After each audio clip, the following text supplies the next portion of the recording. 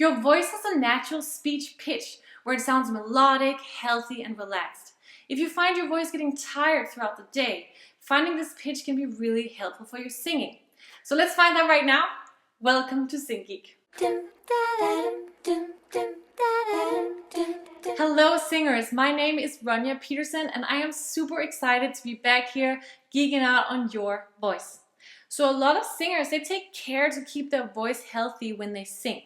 But there's also this other big chunk out of your day when you're using your voice, which is when you speak. And the way you treat your voice throughout the day when you speak really affects how you sound when you sing. So you should make sure to keep it in good shape throughout this period as well. I've seen huge improvement in my students once they start finding their speech pitch, because it's kind of like they just speak in this healthy conditioning way throughout the day, which is really good for this voice. There's quite a few artists who are famous for also making sure to treat their voice healthily. One of them is Michael Jackson, if you recall the smooth sound of his voice. That's one of them. And then there's also Celine Dion. She's quite famous for not really engaging in too much conversation on the day of her shows, because she wants to keep her voice healthy and relaxed and ready. So today I'm going to answer the question why it is so good to speak with this natural speech pitch. Then I'm going to help you find yours. And lastly, I'm going to give you some tips to help you remember to do this, because changing an old habit is often the hardest part of starting a new one. So why is it that we want to find this natural speech pitch? Well, if you watched my video, 5 Daily Habits for a Healthy Singing Voice, you probably noticed that in habit number 4, I tell you to avoid speaking in a low voice. And that's because speaking in a low voice, with the added breath pressure and the muscles involved, it tires out your voice. It's the same thing if you speak much higher than what you're used to, it also tires out your voice. So we want to find this range in the middle where it's resonant, it's melodic, and it comes out very naturally. Your natural speech pitch depends on your anatomy. So for example, me, I'm a mezzo-soprano, so my natural speech pitch is higher than, for example, an alto or even a bass. So just to clarify here, when I tell you to avoid speaking in a low voice, it is a voice that is lower than your natural speech pitch. Let's do an exercise for you to find your natural speech pitch. It is so that most people, when they hum, when they're just like walking around your house, taking care of business, being happy, most people, they actually hum right there on their natural speech pitch. So try and hum a note right now, just something very relaxed. Hum. You might actually want to pause your video so that you don't get influenced by me. So just pause it and try and hum a note. Hum. Now once you've done this, then try and listen to yourself like this. You've seen me do this in my other videos. So hum, this is how your voice sounds to everyone else. Try and say it just on that tone or on that note for a second. Hello, my name is Ronja. What else can you say? What did you have for breakfast? I had an egg.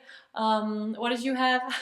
So just try and speak right there, and then try and moving it around it a little bit. Like, because you want to be in your speech pitch range, you don't want to just stay on one note. That would sound kind of interesting, right? So hello, yes, yeah, and then now I'm speaking around it. I can feel it. It's kind of like it's flowing through everything, but I'm of course adjusting around it. Now, if you started too low, as I said, that's the biggest culprit. If you started with a lower hum, you can pretty quickly feel that it's high, it just doesn't feel right. Hum, yes, now I'm back. So yeah, it will come pretty natural to you. Try it out a few times. So how was it? Did you find that you sounded different than usual, or maybe the same? It is really common for people that they speak lower than their normal speech pitch. That's also why we notice it, right? When you hear someone who just has this really resonant, nice tone. But now that can be you, right? So let it be you. I'm going to give you some tips on how you can remember to use this out in your everyday life and make it something that you always do, so that's how your voice sounds. Getting used to using your natural speech pitch is all about identifying the situations where you might be speaking lower or higher than what you would in the natural pitch. So a lot of people, for them, this is in the morning when they're tired and they start speaking like this. Or at the end of the day, or like 3 or 5 o'clock when you've had a long day, you've been speaking a lot already, and you start dropping down your voice lower. So this might sound silly, but you could actually just have a reminder for yourself, or when you wake up in the morning, just remind yourself, maybe on your phone or a Post-it, something to remind you, just, oh, walk out the door and remember to speak with a higher pitch than what you normally would. Another culprit is also if you're in situations where you want to show authority. For me, it's a lot of times when I'm in the classroom and I really want people to pay attention to what I'm saying, or I have something very exciting that I really want to make sure they get, I start speaking lower. And it tires out my voice a lot. So I remind myself before I go in the classroom, okay, Ronja, it's okay that you speak in your natural speaking pitch. You don't have to drop it down low for people to understand you. It can also be if you're speaking with your friends, especially some of my guy friends, I will start speaking lower to match their speech pitch when I speak with them. So I also try to remember myself, oh, okay, you're in this situation right now. You're probably going to drop your pitch down. Nope, boop, put it back up where it feels nice and healthy. For some people, the people that tend to speak in a higher pitch than what they normally would do, it is often if you're feeling nervous or a little bit shy. So if that is you, try to identify those situations so that you know when you're going in there, okay, this might happen right now. Take a breath, hum your note where it feels comfortable, and then try and keep it. It's going to be good practice for you. So those are some tips that you can use to make sure that you keep your natural speech pitch. Here at the end, I would like to challenge you to try this out for a week.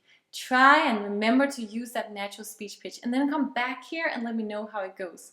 I've seen such great improvements with my students and I would really love to hear your stories as well. Also, even if it's just how your friends have started noticing that you sound differently, I think it could be really cool if you came back and shared it, and it would inspire the new people that come and watch the video to see your progress. So now all that's left to say is that if you haven't done it yet, hit that subscribe button right here. You can do it. So this way you can join me next time as we continue to geek out on your voice to create the sound that you want.